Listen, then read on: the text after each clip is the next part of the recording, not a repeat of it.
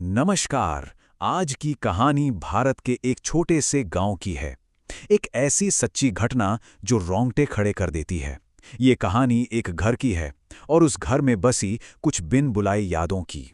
कहानी की शुरुआत ही इस लाइन से होती है और ये अपने आप में एक चेतावनी है ना, कि कैसे एक खुशी में लिया गया फैसला एक बहुत ही भयानक मोड़ ले सकता है। चलिए इस कहानी को परत दर परत खोलते हैं। तो ये कहानी है मनीषा की। बात है साल 2002 की। मनीषा, उनके पति और उनकी 2 बेटियां, एक 4 लोगों का छोटा सा परिवार जो एक ही कमरे के घर में खुशी खुशी रह रहा था। जगह की तंगी थी पर सुकून था। फिर उन्हें एक नया घर मिला। 2 कमरे, एक किचन और किराया सिर्फ 800 रुपए महीना। उनके पुराने तंग घर के सामने तो ये किसी महल जैसा था। उनकी खुशी का तो कोई ठिकाना ही नहीं रहा। सच में ये एक सपना पूरा होने जैसा था। अब बेटियों के पास खेलने के लिए खूब जगह थी और एक बेहतर जिंदगी सामने दिख रही थी।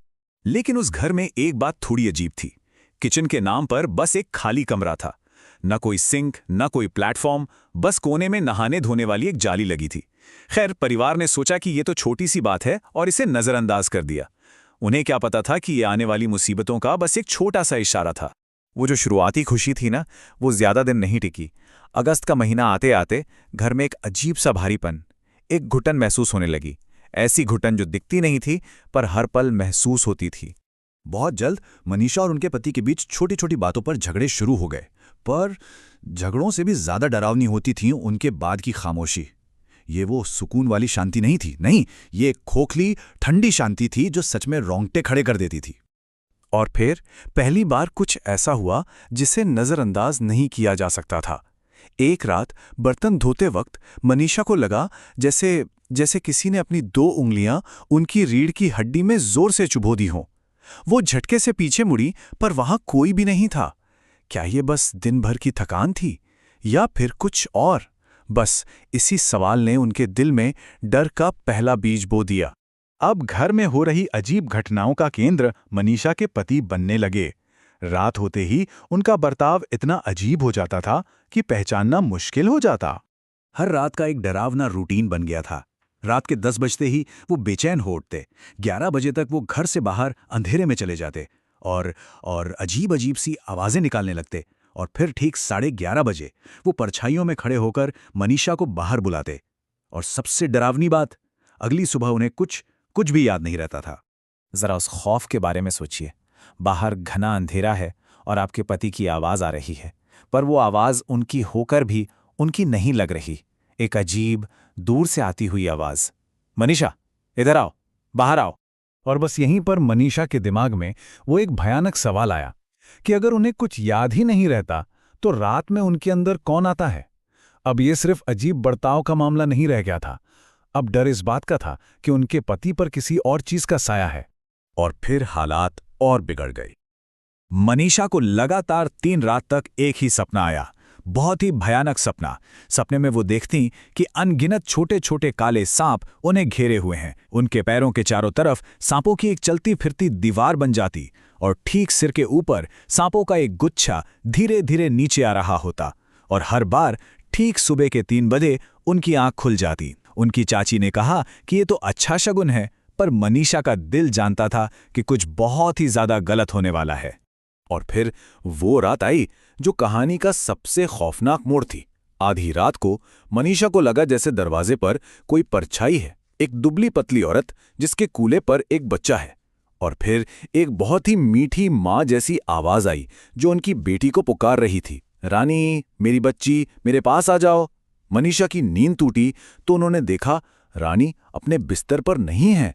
वो घर के मेन दरवाजे पर खड़ी थी, जैसे किसी ने उसे वश में कर लिया हो और दरवाजा खोलने की कोशिश कर रही थी। जब मनीषा ने दौड़कर रानी को पकड़ा तो वो बुरी तरह रो रही थी। उसने बताया, एक काकी आई थी माँ, वो मुझे दरवाजा खोलने को बोल रही थी, बोली कि मुझे तुम्हें लेकर जाना है। बस मनीषा के सारे डर सच साबित हो चुके थे। अगली सुबह होते ही मनीषा एक पल भी नहीं रुकी। वो अपनी बेटियों को लेकर सीधे अपने माँ के घर चली गईं। वहां से वो सब मिलकर एक आध्यात्मिक गुरु जोशी काका के पास गए जवाब ढूंढने। और कमाल की बात ये थी कि मनीषा के कुछ कहने से पहले ही जोशी काका ने उनसे पूछ लिया, एक औरत आई थी ना तुम्हारे सपने में। वो जानते थे, उन्हें पता था कि मामला कितना गहरा और खतरनाक है। तब जोशी काका ने उस घर का वो भयानक राज खोला। उन्होंने बताया कि जिस औरत की परछाई मनीषा ने देखी थी, वो पहले उसी घर में रहती थी। अपनी जिंदगी में वो बहुत दुखी थी और उसने उसी घर में खुद को जलाकर अपनी जान दे दी थी। और जिस वक्त वो मरी, वो गर्भवती थी। अब उसकी आत्मा को लगता है कि मनीषा की बेटी रानी ही उसका वो अजन्मा बच्चा है और वो उसे अपने साथ ले जाने के लिए वापस आई है। जोशी काका की चेतावनी एकदम साफ थी। भूल कर भी उस घर में दोबारा कदम मत रखना। वो तुम्हारी बेटी का इंतजार कर रही है। ये कोई सलाह नहीं थी, ये जिंदगी और मौत का सवाल था। कहानी का अंत होता है उस घर से परिवार के भागने के साथ और कुछ ऐसे खुलासों के साथ जो साबित करते हैं कि वहां कुछ बहुत ही बुरा था। मनीषा और उनका परिवार उस घर में कभी वापस नहीं लौटा। कुछ दिन बाद जब उनके रिश्तेदार उनका सामान लेने गए तो अंदर का नजारा देखकर उनके होश उड़ गए। सिर्फ एक दिन में पतीले में रखे दूध में कीड़े पड़ चुके थे, रोटियां पत्थर की तरह काली हो गई थी और दीवारों पर धुएं जैसे अजीब काले काले धब्बे बन गए थे। पूरे घर में किसी जली हुई चीज की भारी गंदी बदबू फैली हुई थी। मनीषा की कहानी इस एक सलाह के साथ खत्म होती है, जो उनकी अपनी डरावनी आपबीती को हम सबके लिए एक चेतावनी बना देती है कि सावधान रहें, क्योंकि कुछ घर लोगों का इंतजार करते हैं और कुछ घरों में जो एक बार बस गए वो फिर कभी उस घर को छोड़ के नहीं जाते। और जो बात इस कहानी को आज भी जिंदा और खौफनाक रखती है वो ये है, इतने साल गुजर जाने के बाद भी, उस घर से दूर चले जाने के बाद भी, आज भी जब मनीषा उस इलाके से गुजरती हैं तो उन्हें कभी कभी एक हल्की, मीठी लेकिन ठंडी आवाज सुनाई देती है जो उन्हें बुलाती है, इधर आओ। तो ये कहानी हमें इसी एक सवाल के साथ छोड़ जाती है कि अगर कोई ऐसी स्थिति में फंस जाए तो वो क्या करे। ये एक ऐसा सवाल है जिसका जवाब शायद किसी के पास नहीं है।